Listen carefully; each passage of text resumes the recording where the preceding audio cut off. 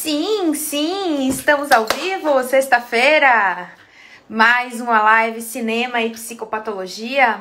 Esperar vocês chegarem aqui, vou fixar aqui o comentário para saber do que é a live, então vou colocar aqui o lado bom da vida, transtorno bipolar, porque as pessoas ficam chegando aqui e elas ficam um pouco perdidas do que está se passando. Então, como é que eu fixo isso? Fixar comentário. Pronto. Tá fixado. Alguém me diz aí se tá me ouvindo bem, se tá me vendo bem, para eu poder começar. Ei, que bom, Tice, que você tá aqui. Feliz de te ver.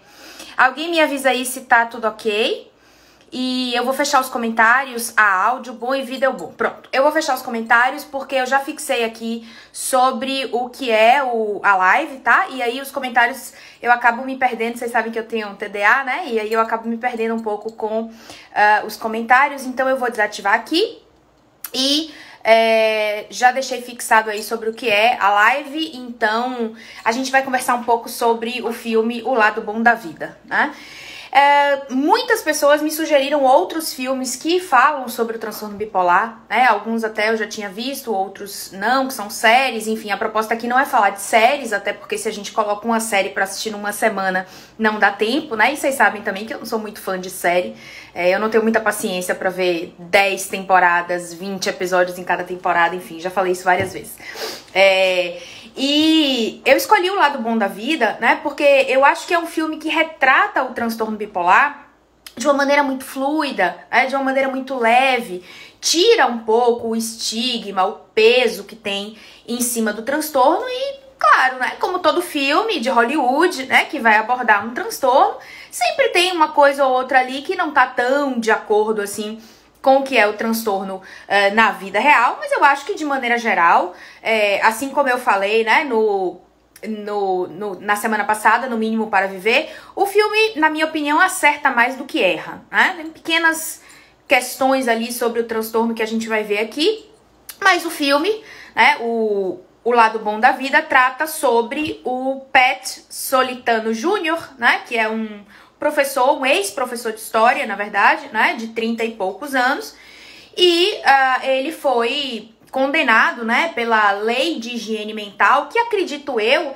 que é o que a gente tem aqui no Brasil como mandato de segurança, né? Aqui no Brasil, quando o paciente tem transtorno mental e comete um crime, ele não vai para o presídio, ele cumpre um mandato de segurança. Esse mandato de segurança é cumprido aqui no Brasil, nos hospitais de custódia e tratamento, mas nos Estados Unidos tem essa tal da lei da higiene mental, segundo aborda o filme, não sei se tem mesmo, né?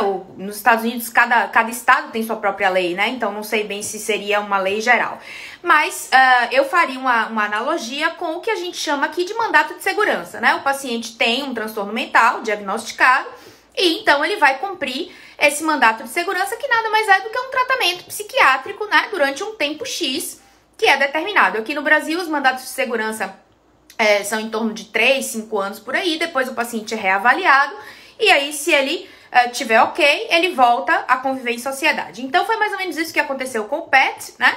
Ele passou 8 meses num hospital psiquiátrico porque ele agrediu o amante da sua esposa. Ele chegou em casa, estava tocando a música do casamento deles, e aí ele subiu a escada, e quando ele chegou no banheiro, a esposa estava se relacionando sexualmente com um outro professor da escola, tá? E aí ele pegou esse professor e espancou praticamente, né, até a morte, foi impedido, e aí levaram ele para o hospital. O filme começa na saída do Pat do hospital, né? Então a gente vê ali no primeiro momento ele pensando um pouco, né, na janela e lembrando de algumas coisas, e na sequência ele já sai do hospital com a mãe. E boa parte do filme é o Pat tentando reconquistar a ex-esposa, né? A Nick, que foi quem traiu com o professor de história, do outro professor da escola também. E aí, assim, o Nick nessa situação, né? O Pat nessa situação, ele perdeu a esposa, ele perdeu a casa, ele perdeu o emprego, né? Ele perdeu tudo, basicamente. E na saída do hospital, ele volta para casa dos pais.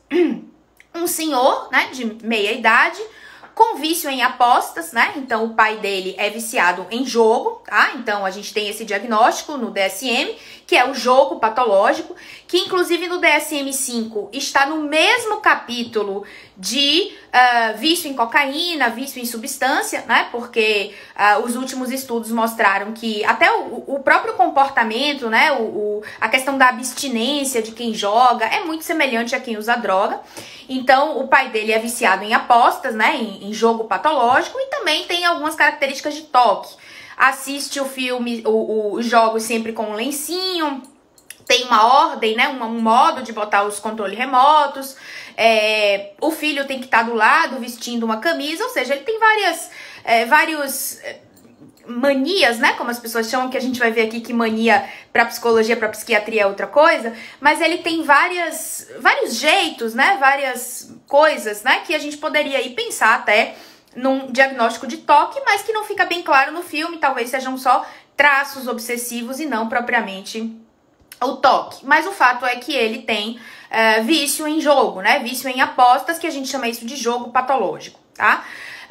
O pai também foi envolvido, né, numa situação de um comportamento explosivo, né, que foi no estádio. Ele foi assistir um jogo e aí ele se envolveu numa briga e foi proibido de voltar a assistir jogos em estádio durante um tempo. Então ele só podia assistir os jogos pela televisão. A mãe do Pat, né, claramente tem uma postura muito submissa, né, e até, assim, fica bem em segundo plano, né, durante todo o filme. Tenta ali mediar os conflitos na medida que pode entre o Pat e o pai. E o Pat ainda tem um outro irmão, né, tem um irmão que não mora com eles, que é casado, que é bem sucedido, né, ganha bem, tem uma empresa, etc. E o Pat, ele chega aí em determinado momento do filme a dizer para o Dr. Patel, né, pro psicólogo dele, que o pai dele é explosivo, mas ele não. O pai dele foi envolvido lá na história do estádio de futebol, mas ele não é explosivo. E aí, mais pro final do filme, né, a gente vai ver esse processo até de aceitação mesmo do próprio Pat, que a gente vai conversar um pouco sobre isso aqui. E aí ele conversa com o pai e meio que ele aceita isso, né? Isso se modifica um pouco ao longo do filme e ele assume um grau maior de identificação com esse pai e até de aceitação da própria doença, que é nesse ponto aí que eu quero chegar. Pois bem, e aí o Pat, então, ele é diagnosticado, né, com o transtorno bipolar.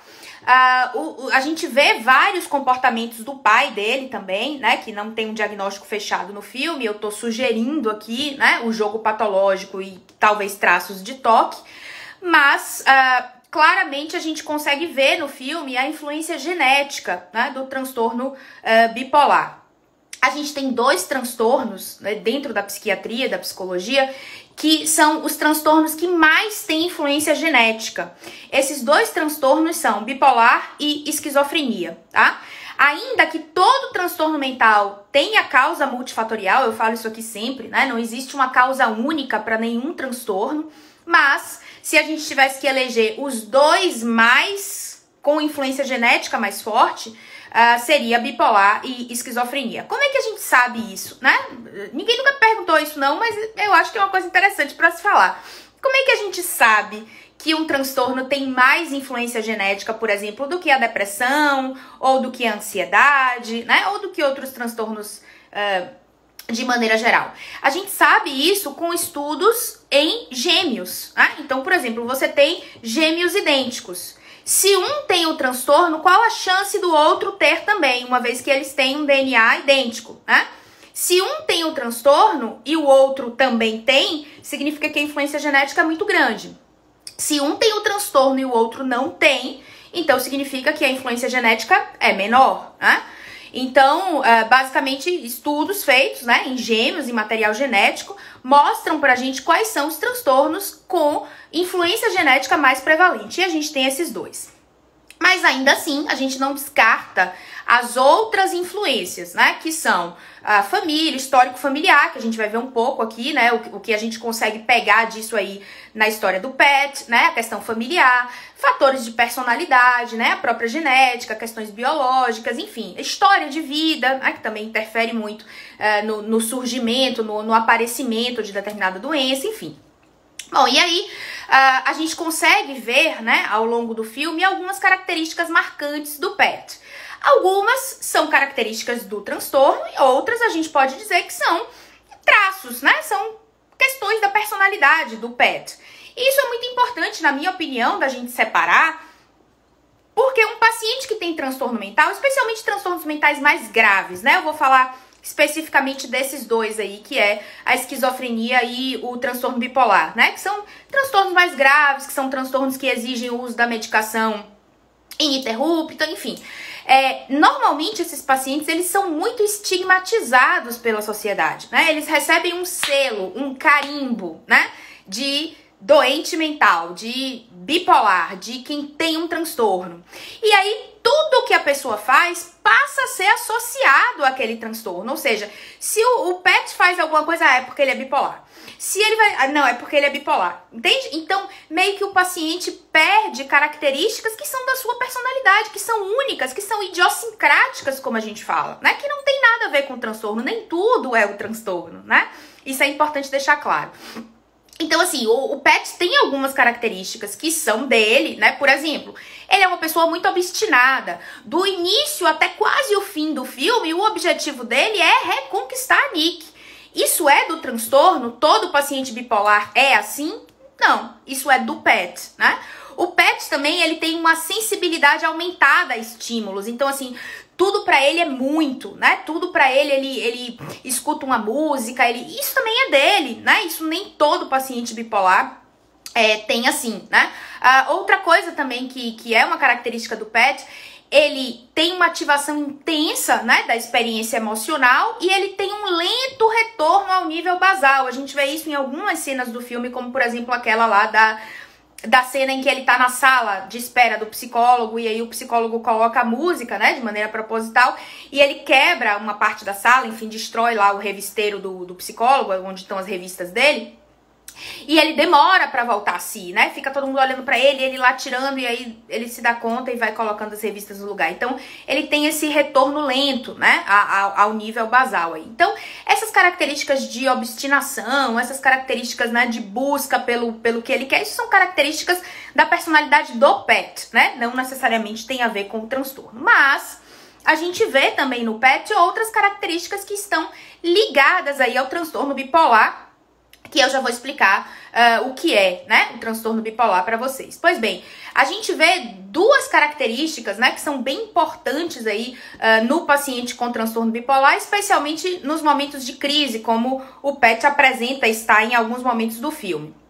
A primeira característica é a impulsividade, né? Então o Pat, ele fala coisas por impulso. Na cena em que ele conhece a Tiffany, né, que ele tá no jantar na casa do amigo, antes da Tiffany chegar, o amigo diz assim, olha, o marido dela morreu, mas não pergunta do que o marido dela morreu, tá? Aí a Tiffany chega e ele diz, oi, essa é a Tiffany, seu marido morreu do quê? Né? Então, assim, uma característica de impulsividade, de falar sem pensar, né? Então, ao longo do filme, a gente vê várias cenas onde o Pat demonstra essa impulsividade. A outra característica que a gente vê marcante no Pat, que está diretamente ligada ao transtorno bipolar, especialmente nos momentos de crise, é a agitação, né? Tem algumas cenas que marcam isso e que a gente pode dizer que o Pat ali estava num episódio de mania, que eu já vou explicar o que é. Que são as cenas em que ele acorda às 4 da manhã para discutir Hemingway, né, com os pais, e acorda os pais e quer discutir o livro e diz que é um absurdo, que Hemingway fez tudo para conquistar a menina e aí a menina ficou grávida e aí deu tudo errado, enfim, né? Bom, então, nessa cena, né, a gente vê isso. A cena em que ele tá lendo o livro e ele se zanga e ele joga o livro pela janela e quebra, né, a janela, uma cena também de impulsividade, de agitação, num estado de mania, né?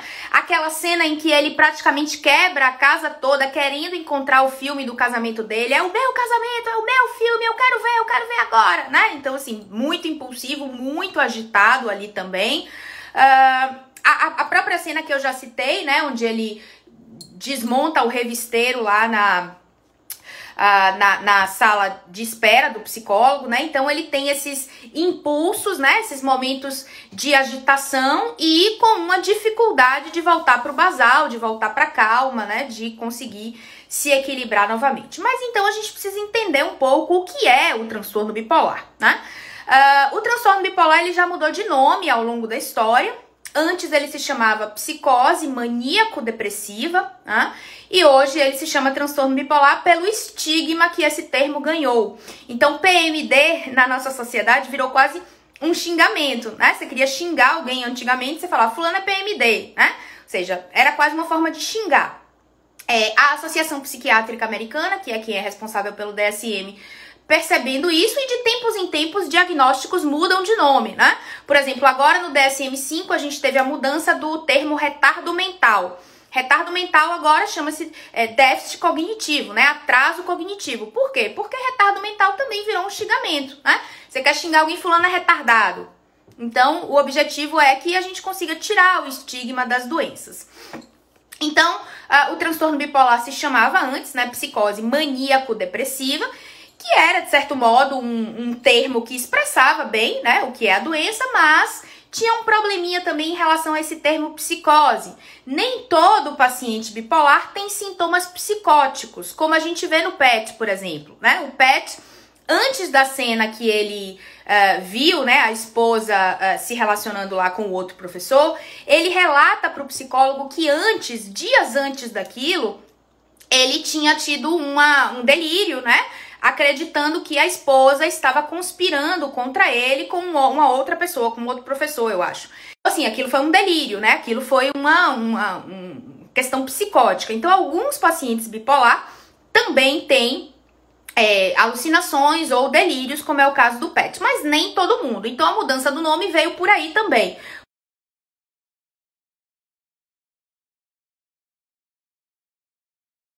Basicamente, o transtorno bipolar, ele é episódios de mania. O que a gente chama de mania? A gente chama de mania um humor muito elevado, muito eufórico, né? Quando o paciente está muito alegre, muito falante, logorreico, como a gente vê o PET em várias cenas, falando acelerado, como na cena que ele acorda às 4 da manhã, os pais, sem conseguir dormir, agitado. Aquilo ali é basicamente um episódio de mania, né? Os episódios de mania, eles são muito perigosos para o paciente, porque o paciente pode se envolver em comportamentos autodestrutivos, né? Então, por exemplo, um paciente num estado de mania pode beber muito, pode gastar muito, pode se envolver em comportamentos de risco, né? Como sexo sem proteção, como beber excessivamente, enfim. Então, o episódio de mania é uma elação do humor. A gente tem o humor elevado, né, que seria a mania. A gente tem o humor deprimido, que é o outro polo do bipolar. E a gente tem o humor eutímico, que é quando a gente fica assim normal. Eu agora estou em eutimia. Eu nem estou muito animada, nem estou deprimida. Meu humor está normal. E dentro dessa variação da eutimia, a gente tem um pouco mais de alegria, um pouco mais de tristeza, mas dentro de uma faixa que é considerada normal, tá claro? Então, o bipolar nada mais é do que dois polos. Um polo que seria a mania, né, que seria esse humor muito elevado, e o outro polo que é a depressão, ou seja, que é quando o paciente está num estado deprimido, que esse aí, né, todo mundo conhece, é mais... o senso comum tem mais acesso, né, a essa questão da depressão. Os episódios de mania são um aumento de energia, de euforia, uma fala acelerada, impulsividade, comportamentos de risco, e isso tem que persistir por no mínimo 7 dias, tá? Então, basicamente, um paciente com transtorno bipolar, ele tem no mínimo 7 dias de um humor eufórico, depois ele pode voltar para o basal, que seria isso que a gente chama de eutimia, e depois ele alterna com episódios depressivos. Isso seria o que a gente chama de bipolar tipo 1. Tá? A gente tem ainda o bipolar tipo 2. No filme não deixa claro se o PET é bipolar tipo 1 ou tipo 2, mas eu apostaria que é tipo 1, que eu acho que os episódios dele de mania são mais graves, inclusive com sintomas psicóticos.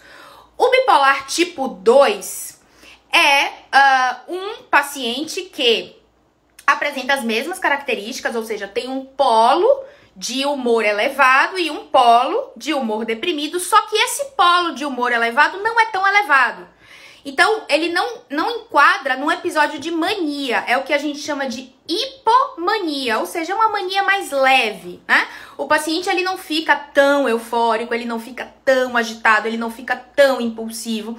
Ele tem apenas um pouco mais de euforia, de agitação, de energia, né? Então quer sair para correr toda hora, igual o Pet faz lá com os sacos de lixo, né? Então seria uma hipomania, né? A diferença está na intensidade. A mania é mais intensa, a hipomania é menos intensa. Para fechar esse diagnóstico de hipomania, né, e de transtorno bipolar tipo 2, basta que o paciente fique nesse quadro de hipomania por 4 dias. Então, diferente da mania, que para fechar o critério diagnóstico a gente precisa de 7 dias, no bipolar tipo 2 bastam 4 dias, tá? Então, a gente tem o bipolar tipo 1, a gente tem o bipolar tipo 2 e a gente tem ainda o transtorno ciclotímico, que é quando a gente tem uma ciclagem mais rápida desses dois polos, tá? E para fechar esse diagnóstico, basta que o paciente fique 2 dias em hipomania e não em mania. Em hipomania, para que a gente feche esse diagnóstico de ciclotimia. Na verdade, a ciclotimia é praticamente igual ao bipolar tipo 2, só que não fecha o critério temporal, ou seja, não precisa ficar 4 dias, basta ficar 2 dias em hipomania e aí a gente já tem um quadro de ciclotimia. Isso é o que é bipolar, tá? Agora eu vou falar o que não é bipolar e que as pessoas chamam de bipolar. As pessoas chamam de bipolar aquela pessoa que de manhã tá feliz e de noite tá aborrecida. Isso não é bipolar. Como a gente viu aqui, o quadro mais leve, que é a ciclotimia, precisa de pelo menos 2 dias, tá? Então isso de ficar feliz de manhã e ficar triste de noite é o que a gente chama de uma variação normal do humor. Você está em eutimia. Na eutimia, você fica um pouco triste, um pouco feliz e tá dentro de uma variação normal, tá? Então as pessoas pegaram o termo bipolar e elas distorceram o termo bipolar. Bipolar não é estar triste de manhã e feliz de noite, isso é a vida, né? Isso é normal. Ou aquela pessoa que não fala com você um dia e no outro dia fala. Isso também é falta de educação, não é bipolar, tá? Então tem algumas coisas que não são o transtorno bipolar, mas que o senso comum se apropriou do termo, né? E chama de bipolar o que não é bipolar, tá claro? Então, para ser bipolar, teria que ter uma alteração acentuada, visível no humor, né? Por no mínimo 2 dias, para ser ciclotimia, que é a mais leve. Para ser bipolar tipo 1, né, que digamos assim, em termos de critério de gravidade seria o mais grave, a gente precisa de 7 dias, tá? Em mania, tá? E normalmente os episódios depressivos, eles duram mais tempo. No caso de Pet, a gente vê uma agitação, né, pronunciada, a gente vê uma impulsividade grande, por isso que eu acredito, né, com as informações que a gente tem no filme, eu fecharia um diagnóstico de tipo 1 pro Pet. Eu não acho que ele tem episódios de hipomania. Eu acho que ele, de fato, fez episódios de mania, especialmente por conta da questão psicótica, né? Que tá ligada aí ao quadro dele, tá? Então, ele foi agressivo em várias situações, né? Ele se mostra irritado em várias cenas. Enfim, em vários momentos ali do filme, né, sem conseguir dormir também, em outros vários momentos do filme, mostra o tempo passando, e 4 da manhã e 5 da manhã, e ele lendo, né, e ele fazendo outras coisas. E aí a gente tem, dentro da casa do Pet, né, ele, a mãe e o pai, a gente tem ali o que a gente chama de ambiente invalidante, né, dentro da, para quem é psicólogo, para quem é psiquiatra que tá me assistindo, dentro da terapia comportamental dialética, né, a DBT, que eu vou falar mais um pouquinho pro final. Então, a gente tem o que a gente chama de um ambiente invalidante ali. A gente tem um pai ausente durante a maior parte do tempo, né? Em várias cenas a mãe diz, o seu pai tá querendo ver o filme, o jogo com você, fica um pouco com seu pai. E aí, no momento em que o pai vai conversar com o Pet, né? O pai diz, eu não conseguia ficar com você na infância, eu ficava com seu irmão e hoje eu quero refazer isso, eu quero ficar mais próximo de você, eu quero estar mais com você, né? Então, é meio que uma tentativa do pai de pedir desculpas, assim, ao Pet, né? Por ter sido ausente ao longo da vida. A gente nota também que o Pet, ele foi sempre muito comparado ao irmão, né? Então o irmão se deu bem na vida, o irmão foi bem sucedido e ele próprio também imagino que se compare também. O irmão casou, o irmão foi bem sucedido, o irmão tem uma empresa, o irmão vai bem nos negócios, né? E o Pat, meio que as coisas não deram tão certo pra ele. A mãe, por outro lado, como eu já falei, é bem omissa, né? Muitas vezes até a forma que ela tem ali de tentar mediar os conflitos, muitas vezes é ineficaz, né? Em uma das cenas que o Pat tá brigando com o pai, ela começa a falar dos canapés que ela fez, né? Ah, fiz uns canapés pro jogo, e o pau quebrando lá. Ah, os canapés aqui que eu fiz, não sei o que. Então, enfim, ela tem uma forma até ineficaz mesmo, né? De lidar com os conflitos do pai e do filho. E todo esse ambiente invalidante, né? Que a gente vê lá na casa do Pat, não é por mal. É a forma da família funcionar, né? O pai tentou fazer o melhor que ele pôde. A mãe fala dos canapés porque é o recurso que ela tem para tentar interromper ali a briga dos dois, né? Então, a família não age desse jeito por mal. A família age do jeito que consegue, do jeito que pode, cada um com suas dificuldades ali, né? O pai claramente é uma pessoa que também tem problemas, né? Que também tem, enfim, jogo patológico e talvez um toque, e talvez algo de impulsividade também, né? Que a gente vê no pai do Pat também. Então, enfim, a gente tem ali um ambiente invalidante dentro da casa do Pat. Por outro lado, né? E para piorar ainda mais a situação do Pat, a gente tem uma sociedade que julga, tá? Então, em diversos momentos do filme, a gente vê esse julgamento das pessoas. Numa das cenas, tem o vizinho, né, que sempre vai com o gravador para tentar fazer uma entrevista com o Pat para um trabalho da escola sobre transtornos mentais. E em uma das cenas que ele vai, né, quando o Pat quebra alguma coisa, ou acho que é na cena em que ele tá buscando o filme do casamento. O menino chega lá com o gravador e diz, isso foi um ataque bipolar? E aí o pai sai correndo, né? O pai do Pat sai correndo atrás dele pra pegar ele e tal, dizer, nunca mais apareça na minha casa, enfim. Então, as pessoas julgam, as pessoas falam, né? Os vizinhos comentam. E tem uma cena, né, sobre essa questão do julgamento, que o Pat, ele chega a verbalizar isso, que é a cena com o amigo. O amigo fala pra ele assim, cuidado com a Tiffany, ela faz muita terapia. E aí o Pat responde pra ele, eu também faço. Isso significa que eu sou maluco? Pare de julgar os outros. Então nessa cena aí o Pat, ele verbaliza essa questão do julgamento e o quanto que isso incomoda ele. Porque se falam da Tiffany, obviamente que ele traz isso pra ele, né? Ou seja, falam que ela faz muita terapia. Eu já tive internado, com certeza falam de mim também. Então pare de julgar os outros.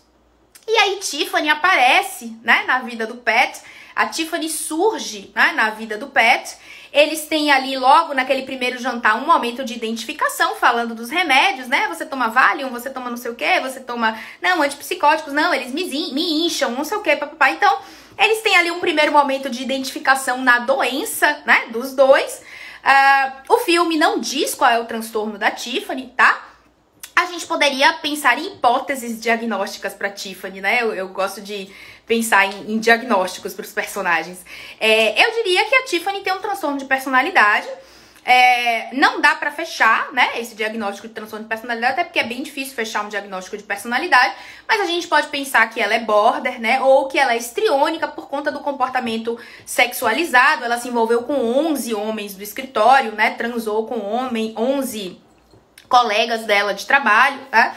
Então a gente poderia pensar, ela tem traços muito border também, ela vai atrás do Pat, ela corre atrás dele, né? Ela de certo modo, depende dele ali em muitos momentos do filme. Então, a gente poderia pensar, né, que ela tem esses traços border aí, mas também apresenta algumas características histriônicas por conta desse comportamento hipersexualizado dela, né? Então, ela tá sempre usando decotes, né? Tá sempre mostrando o corpo, enfim. Então, a gente poderia pensar aí nesses dois possíveis diagnósticos para Tiffany, mas que não fica claro no filme, a gente não consegue fechar, não é falado no filme o diagnóstico da Tiffany. E aí, eu queria falar um pouco também sobre o tratamento do Pat, né, com o Dr. Patel, não sei. O primeiro problema que a gente vê, né, e que se eu fosse tratar o Pat, né, se eu fosse a psicóloga do Pat, a primeira coisa que eu faria com o Pat seria fazer com que ele aderisse à medicação. Então, ao longo do filme, a gente vê diversas cenas do Pat com resistência à medicação. Dentro do próprio hospital ainda, a gente já vê o Pat cuspindo, né, os comprimidos. Então, os comprimidos são dados a ele, né, dentro do hospital, e ali mesmo ele já cospe, já guarda aqui no bolso e já não toma.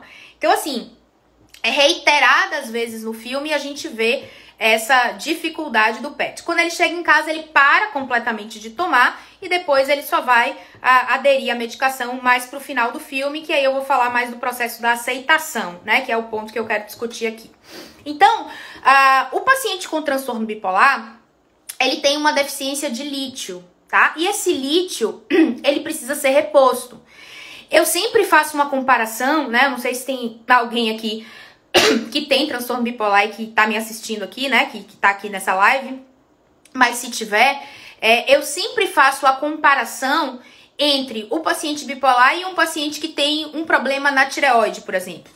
Uma pessoa que tem um déficit de hormônio tireoidiano, T3, T4, etc., vai precisar repor esse hormônio tireoidiano que o corpo não produz. É apenas isso. Você tem um hormônio que deveria ser produzido pela sua tireoide e esse hormônio não é produzido pela sua tireoide. O que você tem que fazer? Algo muito simples. Pegar um comprimido todos os dias, tomar esse comprimido e viver sua vida, né? Pois bem, tudo quando a gente fala de transtorno mental é tudo mais complicado, as pessoas têm um estigma imenso em cima disso, a gente chama isso de psicofobia, né, que é a fobia dos transtornos mentais.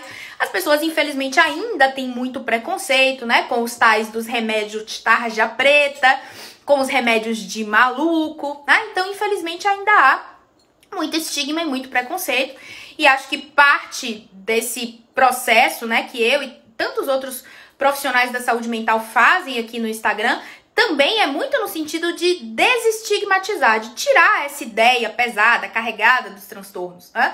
Então, o paciente que tem transtorno bipolar, ele tem um déficit de lítio, que é uma substância produzida do nosso cérebro que regula o humor, exatamente igual ao hormônio tireoidiano. Então, se me falta essa substância no cérebro, o que eu preciso é repor essa substância, tá? E aí muitos pacientes perguntam, em algum momento eu vou poder parar de tomar esse remédio?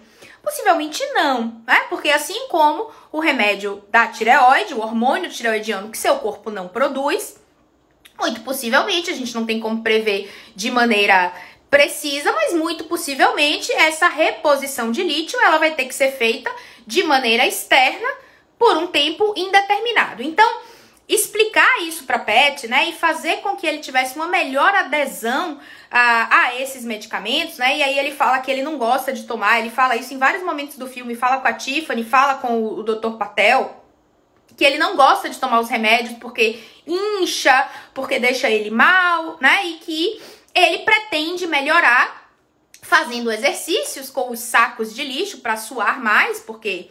Enfim, talvez na cabeça dele, suando mais vai ser melhor, né? Ele vai ter uma resposta melhor do exercício físico, o que não tem muito sentido. E usando a palavra Excelsior, né? Que é uma palavra que ele aprendeu lá dentro do hospital psiquiátrico e que, a princípio, o filme não deixa muito claro o que é, mas eu entendi como uma palavra de positividade, né? Uma palavra que faz ele manter o controle, que faz ele pensar positivo, enfim. Então... O Pat, em boa parte do filme, ele tem a ideia de que ele vai manter o controle, que ele vai se tratar, que ele vai ficar bom e que ele vai reconquistar a Nick correndo com sacos de lixo e falando Excelsior, sendo positivo, né? Então, positividade, vamos lá, pra cima, Excelsior, é isso aí, vai dar certo. Só que, né, as coisas falham um pouco e apesar de tudo isso... o Dr. Patel, em uma das cenas, diz pra ele, né? Você precisa de uma estratégia, Pat. Você precisa fazer.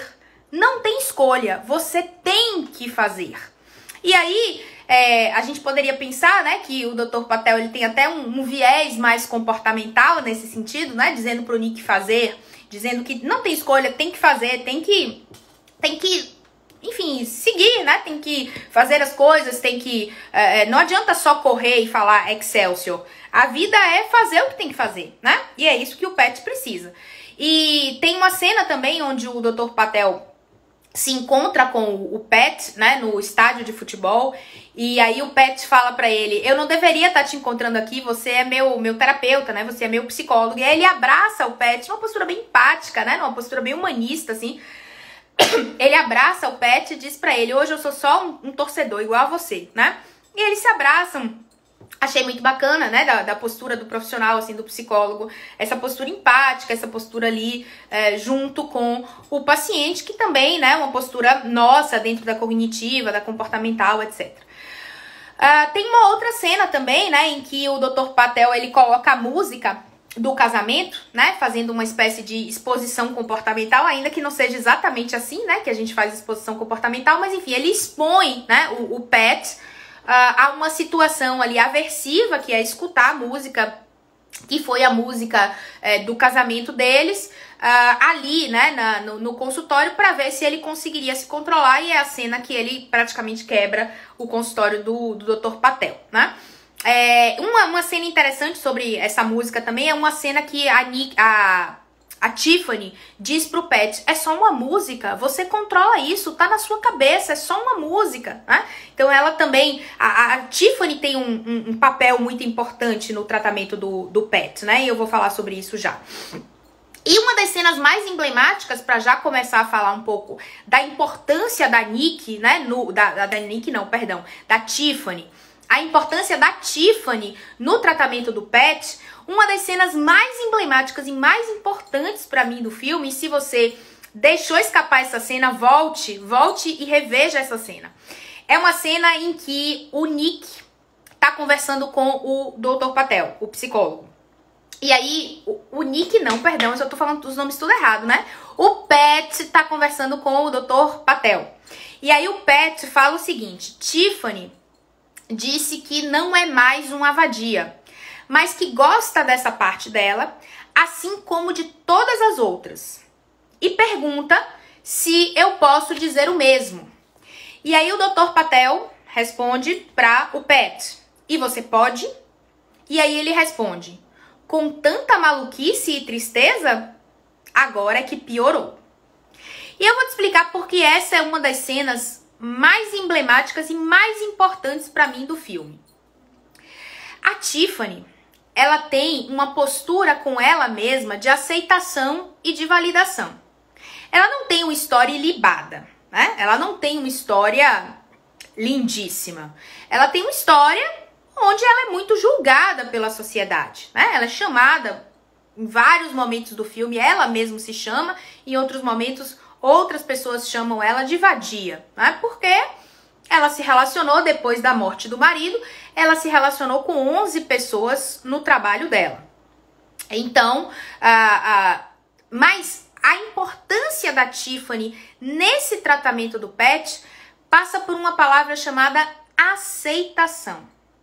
A questão da aceitação, ela é fundamental para o tratamento do paciente. Se o paciente não aceita isso, né, que a Nick coloca assim, eu tenho um lado vadia, eu tenho um lado que não é bonito, mas eu gosto desse lado também, apesar de eu não ser mais isso, né?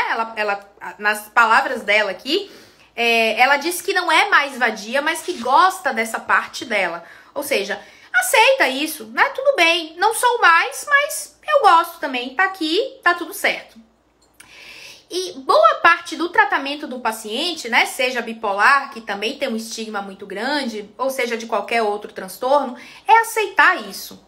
É aceitar o desconforto. É aceitar que num episódio de mania teve um comportamento talvez que não teria se não tivesse nesse episódio de mania, né? É aceitar que em momentos da vida a gente faz coisas que talvez a gente não se orgulha muito de fazer. Mas esse processo de aceitação, de aceitar o desconforto, de aceitar os erros, é muito importante para o tratamento do paciente. Bom, e aí a gente vê o Pat, né, em 80% do filme, tentando se enquadrar num padrão. Para quê? Para ser aceito pela ex-mulher, para ser reconhecido pela Nick, né? E ele se esforça muito e sofre muito com isso, porque ele simplesmente não se encaixa nesse padrão. e tudo que ele quer é se encaixar nesse padrão que não é dele, né? Então isso gera muito sofrimento. Por outro lado, a Tiffany aceita esse lado dela, né? A Tiffany, em uma das cenas onde ela encontra um ex-colega do marido, policial, o ex-colega do marido, né, o policial que encontra com a Tiffany, ele faz assim, você é a esposa de fulano, e ela faz isso, aquela vadia que era a mulher de fulano, que ficou com não sei quantas pessoas. Então assim, ela fala sobre isso, ela aceita isso, né? Em alguns momentos de maneira mais agressiva, em alguns momentos de maneira mais humana, né? Mais tranquila, mas assim, a Tiffany mostra suas falhas, né? A Tiffany fala dessa parte suja, entre aspas aí, né? Dela o tempo todo. Ela não tem vergonha disso, ela não esconde isso, ou seja, mostra uma aceitação grande em relação a isso. E hoje a gente sabe, né, que a aceitação ela caminha junto com a mudança. Muitas vezes o paciente quer mudar, quer muito sair daquela situação, mas ele não aceita seus próprios erros, ele não aceita o que aconteceu com ele, né? Como no caso aqui, a gente vê o Pat no filme o tempo todo. Ele não aceita o que aconteceu, ele quer refazer, ele quer voltar atrás, ele quer reconquistar a Nick porque ele quer refazer essa parte feia da história dele, onde ele perdeu a casa, onde ele perdeu a esposa, onde ele perdeu o emprego. Ele volta na escola, né? Tem uma cena logo no início do filme que ele volta na escola. A outra professora, não sei se ela é professora, se ela é diretora, fica até meio com medo, assim, com os livros na mão, meio que se esquivando dele, né? Ele, olha, eu já posso voltar, olha, eu já tô bom. Então, ele quer reconquistar tudo, né? Ele quer se encaixar de novo naquele padrão pra voltar para a ex-esposa, né? Então esse processo de aceitação dessa parte feia, vou chamar assim entre aspas, né? Que a Tiffany coloca no filme, né? Essa aceitação caminha junto com a mudança. E o filme o tempo todo traz essa dialética, né, desses opostos. E não é à toa, eu acho que é muito inteligente a forma como o filme conduz esse processo, porque bipolar são dois polos, né? Então a gente tá falando de bipolar, a gente tá falando de dialética, né? A gente tá falando sempre de dualidade ao longo do filme todo. E tem uma cena, eu acho que é emblemática para isso, que é a cena da dança, a cena lá do momento em que eles vão para o concurso de dança, né? E eles começam dançando uma música clássica, lenta, depois essa música do nada vira e passa a ser um heavy metal bem pesado, e depois ela volta para uma música lenta de novo para finalizar. Não foi à toa que o filme colocou aquilo ali. Aquilo ali demonstra exatamente o que é o transtorno bipolar. Demonstra exatamente essa dialética, essa dualidade, esses polos da vida, né? Então aquilo ali é uma alusão ao transtorno bipolar. Aquela cena da dança, né? Aquela cena da competição. Mas também é uma alusão à vida. Nada é constante. E a gente precisa aceitar essa inconstância. Essa possibilidade de eu estar aqui hoje falando pra vocês e amanhã eu estar num outro lugar, amanhã eu estar de outro jeito. Isso é a vida, isso é a inconstância. A gente precisa aceitar isso, a gente precisa aceitar os nossos erros, a gente precisa aceitar essa dualidade dentro da gente, que tá no bipolar e que tá em todos nós, né? De certa forma, todos nós temos polos também dentro da gente. E essa inconstância, essa aceitação, esse processo que o filme traz, né? Da dualidade, dos polos, da tristeza e da euforia extrema, que são características do transtorno, eu acho que de certo modo é muito inteligente, é muito bonito a forma como o filme traz isso e conduz isso, né? E esse é o paradoxo fundamental da vida, basicamente, né? Que é a gente aceitar aquilo que a gente não pode mudar e trabalhar para mudar aquilo que é possível. Voltar no passado e refazer o passado, né? Para o Pat não bater no amante, para o Pat agir de uma outra forma menos impulsiva, isso não é possível. Mas ele pode transformar daqui para frente. A Tiffany não pode voltar no passado, né, e agir de modo diferente no trabalho dela, mas ela pode fazer diferente daqui para sempre. Então, daqui para frente, aceitar isso, aceitar as coisas que aconteceram, aceitar o que não é mais possível mudar e partir para um processo de mudança, né, dentro dessa proposta dialética, dentro dessa proposta de aceitação e de mudança, né? Isso é fundamental. E são esses dois opostos aí que caminham de mão dadas, né? No filme, associados aí a Tiffany e ao Pat, né, que são opostos nesse sentido, um aceita, um tolera, enfim, é condescendente consigo mesmo e diz, ok, isso aconteceu, mas agora eu vou seguir, eu vou refazer minha vida, né, que é a Tiffany, e o outro buscando ainda recuperar as coisas do passado, que é o Pat.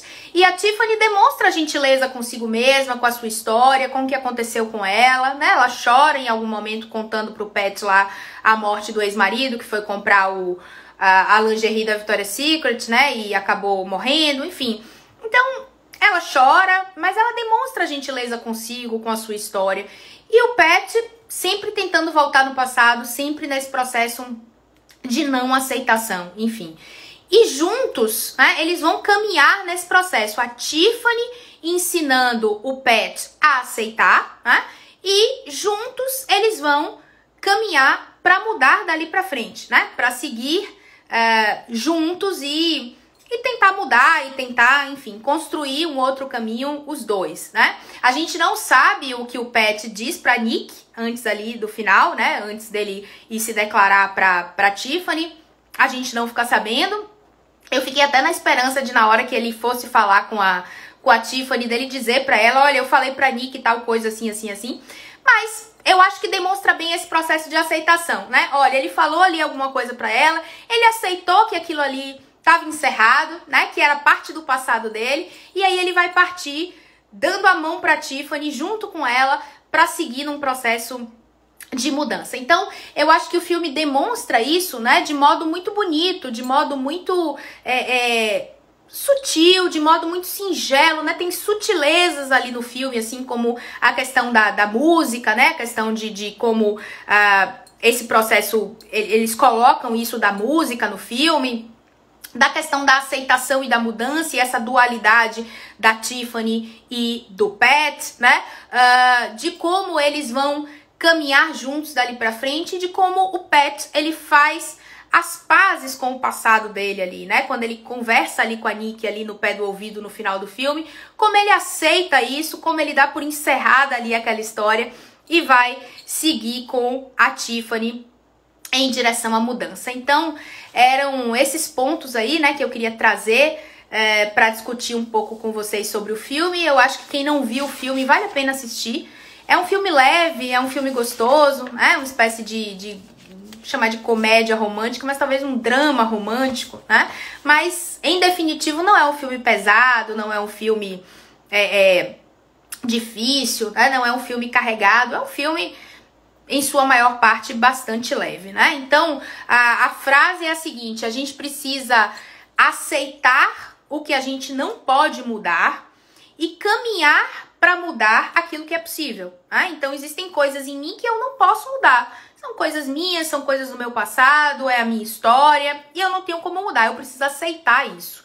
Mas eu me comprometo com a mudança daqui para frente para mudar o que é possível, para melhorar, enfim, para caminhar nesse processo de mudança e de evolução. Então eu acho que o filme acerta mais do que erra, né? E é muito bonito aí nesse processo como conduz essa dualidade que está presente no transtorno bipolar, né? Quando a gente fala de bipolar, a gente fala de dois polos, né? A gente fala de dois extremos, né? Que é o extremo da euforia, da mania e o extremo da depressão. E acho que o filme traz essa dualidade, traz esses polos, tanto na Tiffany e no Pat, quanto em várias questões aí em relação à dualidade do ser humano como um todo, né? Que bom que vocês gostaram, fico feliz demais, né, com vocês.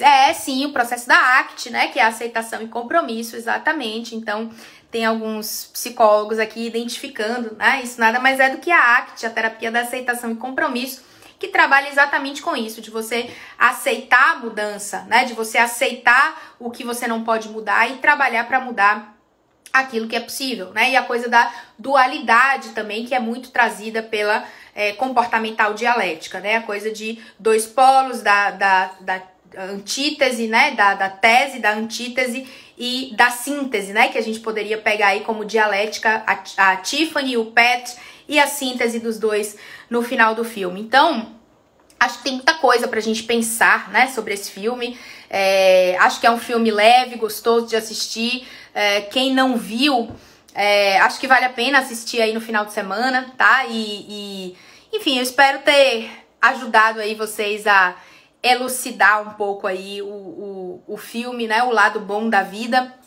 E a gente precisa trabalhar para tirar o estigma dos transtornos, né? O transtorno bipolar é um transtorno que tem um grande estigma, que tem um grande preconceito. As pessoas, como eu falei aqui, se apropriaram do termo de maneira equivocada, né? Então acabam usando o termo bipolar para o que não é bipolar, né? Como eu expliquei aqui, mudar de humor repentinamente, isso não é bipolar. Falar com a pessoa num dia e no dia seguinte não falar, isso também não é bipolar, isso é falta de educação, né? Então tem uma série de coisas que as pessoas acabaram incorporando aí, né, nesse termo bipolar, e eu acho que é importante a gente falar sobre isso, principalmente porque as pessoas que têm o transtorno sofrem com esse estigma, né? Então eu acho que é muito importante a gente esclarecer o que é o transtorno e principalmente o que não é o transtorno, né? Antes de encerrar, eu queria convidar vocês a participar da semana de psicopatologia, tá? Essa semana ela é exclusiva para psicólogos, estudantes de psicologia e médicos, né? Psiquiatras, enfim, neurologistas, médicos de maneira geral. É para profissionais essa semana, tá? É uma semana onde a gente vai falar dos transtornos. Eu já coloquei aqui nos stories o cronograma direitinho. A gente vai falar DSM, a gente vai falar de algumas questões aí que eu considero importantes sobre a psicopatologia. E eu convido vocês então para assim que terminar a live, vocês virem aqui no meu perfil e clicarem no link para se inscrever, tá? Quem não se inscreveu ainda, é gratuita essa semana, então é bacana aí pra gente fazer uma troca com os profissionais da psicologia, com estudantes também de psicologia, né? Estão convidados, profissionais médicos da psiquiatria, então eu acho que a gente vai poder ter um diálogo, ter uma conversa bacana. A gente vai fazer essa semana da psicopatologia em junho, tá?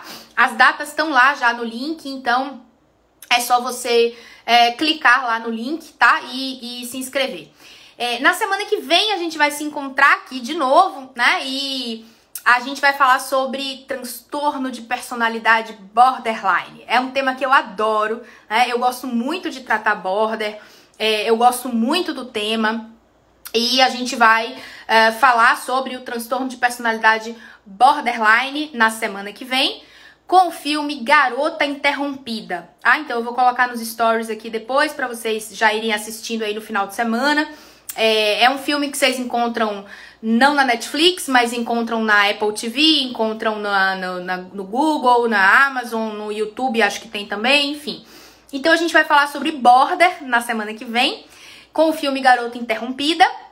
E eu vou deixar a live salva aqui, tá? Pra quem não viu, quem quiser reassistir, quem quiser ver o filme e voltar aqui pra ver a live. Enfim, vai ficar salvo aqui. E a gente se vê na semana que vem pra falar de border, tá bom? Adorei estar aqui com vocês. Que bom que vocês gostaram da live também. Fico feliz demais.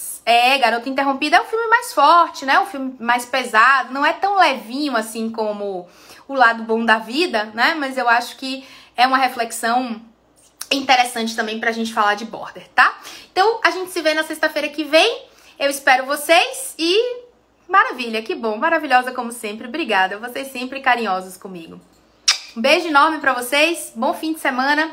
Até sexta que vem. E quem é da área, quem é psicólogo, quem é psiquiatra, estudante de psicologia, não deixa de ir lá no link e se inscrever para a semana de psicopatologia. É gratuita, quero todo mundo lá comigo, tá bom? Beijo, tchau, até semana que vem. Bom fim de semana.